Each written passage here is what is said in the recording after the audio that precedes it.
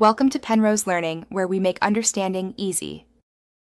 You'll start by preparing the artboard and the button element so interactions are precise. Select the button layer or component, name it clearly so you can find it later. Once done, open the prototype panel and confirm the device/frame constraints match your target. Make sure all destination frames exist and are organized in the Layers panel. This prevents accidental links. Now you're ready to make the first interaction. We'll connect the button to a destination frame in the next step. Now connect the button to its destination. Click the button, then drag the circular prototype node to the target frame. You choose the trigger, on-click is common. For hover interactions, pick while hover. Next, set the action.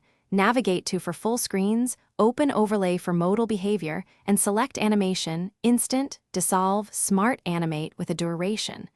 Make sure to pick preserve scroll if keeping scroll position matters. This precision ensures your interaction behaves like a real app. Finish by testing in present mode.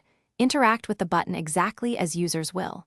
If motion or navigation feels off, tweak timing, easing, or switch to smart animate. For component instances, make sure you edit the main component or adjust variants so all instances inherit the interaction. If something breaks, inspect hidden frames, overlapping layers, or duplicate prototype nodes. These are common culprits.